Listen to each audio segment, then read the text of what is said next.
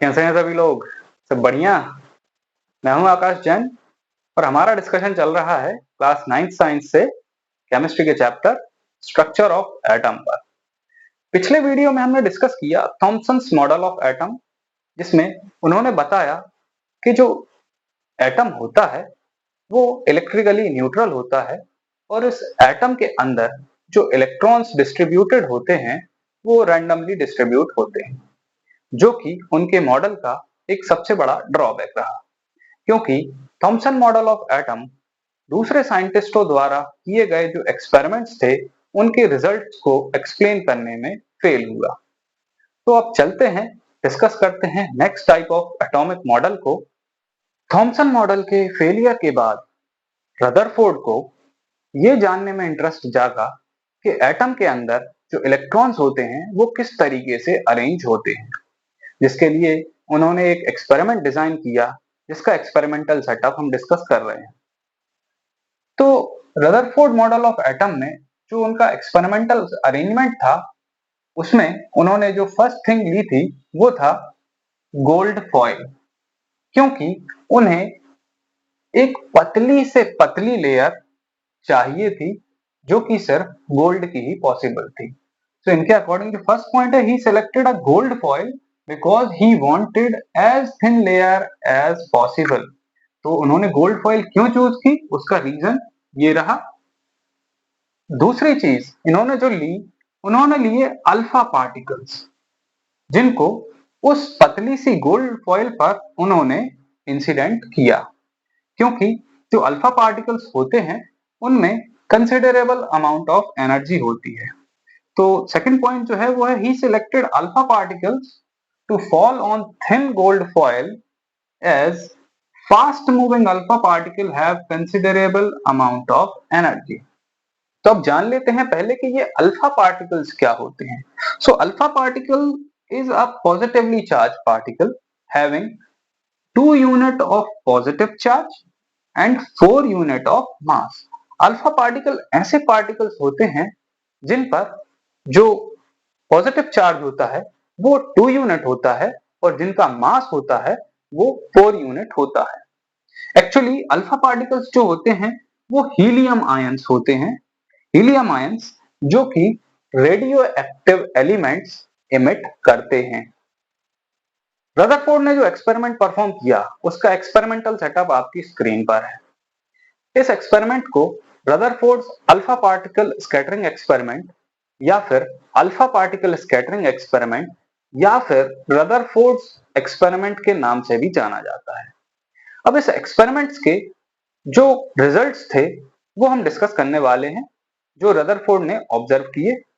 तो पहला रिजल्ट जो इन्होंने ऑब्जर्व किया वो ये था कि ज्यादातर अल्फा पार्टिकल्स ऐसे थे जो उस फॉइल से, जो गोल्ड फॉइल थी उससे सीधे सीधे पास हो गए थे। मींस इनमें कोई डिफ्लेक्शन नहीं देखा गया। फर्स्ट पॉइंट हो गया, most of alpha particle passed straight through the foil.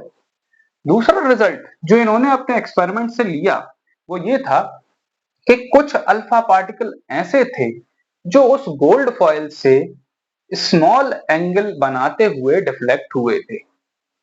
और जो तीसरा रिजल्ट इनके एक्सपेरिमेंट से था वो बिल्कुल चौंका देने वाला था, जिसमें इन्होंने ये ऑब्जर्व किया कि 12,000 में से एक अल्फा पार्टिकल ऐसा था जो जिस रास्ते गोल्ड फॉइल से जाकर टकराया उसी रास्ते वापस आ गया। मींस वो अल्फा पार्टिकल रीबाउंड कर गया। एक्सपेरिमेंट से मिले रिजल्ट्स के बेसिस पे रदरफोर्ड ने जो एटम को डिस्क्राइब किया वो कुछ इस तरीके से डिस्क्राइब किया। सो रदरफोर्ड मॉडल ऑफ एटम की हम बात करते हैं तो उन्होंने जो एटम को डिस्क्राइब किया, तो जिसमें पहला पॉइंट था कि most of the atom is empty space. उन्होंने बताया कि ज्यादातर जो एटम है वो एम्प्टी स्पेस है, क्योंकि ज्यादातर अल्फा पार्टिकल्स जो गोल्ड फॉइल पर इंसिडेंट किए गए थे वो गोल्ड फॉइल से सीधे सीधे पास हो गए थे बिना किसी डिफ्लेक्शन के।